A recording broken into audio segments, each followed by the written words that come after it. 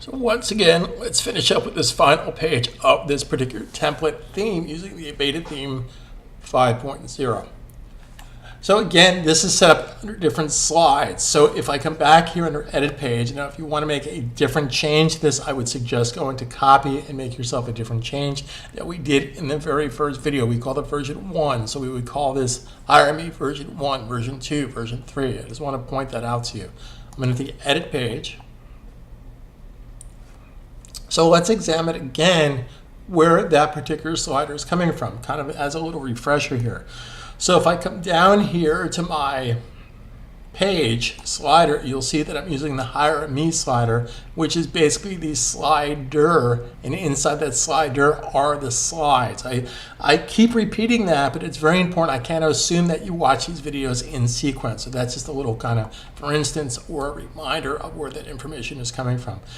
Now, what's really cool about working with the Avada theme, again, I'm just going to go to Preview.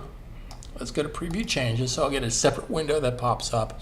And again, let's just have a little visual snapshot of what this page looks like.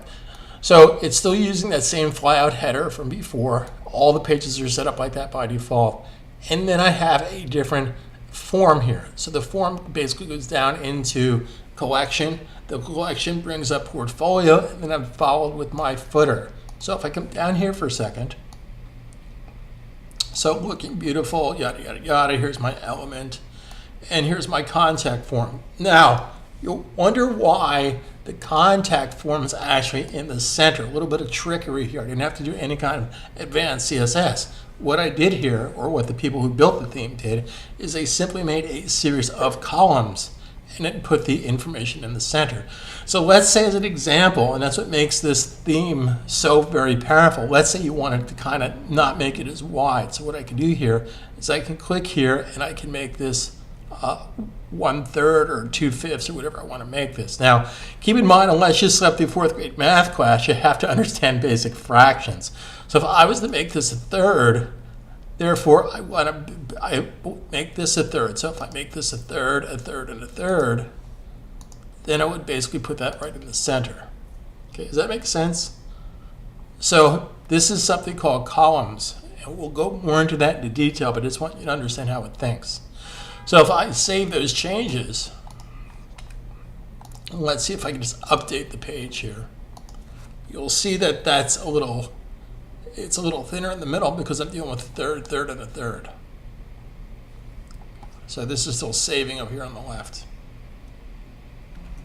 So if I scroll down, you'll see that that's a little thinner. I kind of like that. I don't think it needs to be that wide. Now, how is this coming in? Why does this look the way it does? Well, again, this is coming from my contact form from my previous video. So this is contact form 7.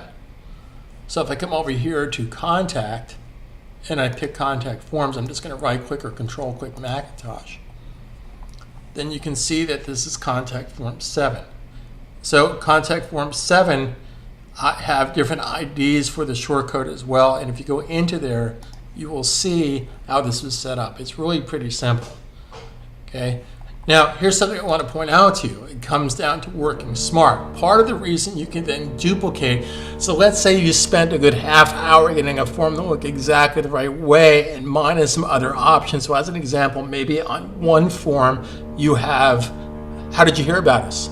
But on another form, you simply just want the person's first name and last name for an email address, but you don't want to build that from scratch, so that's why you would duplicate that particular form. So when you duplicate that form is going to have different IDs and different identifiers and different titles to basically know where that's positioned at. So that's where that comes into place. And if I click here, keep in touch, the way that this is set up, those fields are required. So anything that you put an asterisk next to will show you that that particular field needs to be filled in. So that's what this here means. So if you don't want your subject, if you want your subject to basically be filled in, then you would have to have an asterisk next to it similar to this. So it's really pretty straightforward. So that should kind of get you up and running on how to work with the photography theme. And again, I have more in-depth videos when you sign up on themebuilding.studio. If you get into the studio, I will share with you, you have complete access. So if you haven't bought the Avada theme yet, and you're kind of just wondering how it works and how it thinks, you can log on to my site for free and get a free trial with the Avada theme already installed. Now, again, you're not using it for commercial purposes. So if you need to use this for commercial purposes, you do need to buy a physical license from themeforest.net. That's the only place to buy the Avada theme. And I think right now it's $60 US, which is, I just want to share something with you. I've been teaching software since 1987. 1989-90, I started a school here in New York City. And I used to have students that were basically so full of themselves to say, I got a copy of PageMaker. I got a copy of Flash. It's like, what do you mean you got a copy? Oh, my friend gave me a copy. I just looked at them and wanted to ream them a new one. I says, look, the people that build software put a lot of time and effort. They have families and college and bills to pay, just like you and I. So by stealing their software is not a good idea. So take this one step at a time and take this seriously. If you need to use the Avada theme for commercial purposes, please buy a license. The $60 is a drop in the bucket. Now you say, well, $60 is a lot of money. Well, the client's paying for that, so build it into the price. If you're going to charge your client $2,500 to build a website, make it $2,599 so you can have them buy the Avada theme. Talk to you soon. Thank you very much for being here. My name is Robert Farrell. If there's a better, faster way to do things, you've come to the right place. Carpe Diem 2016.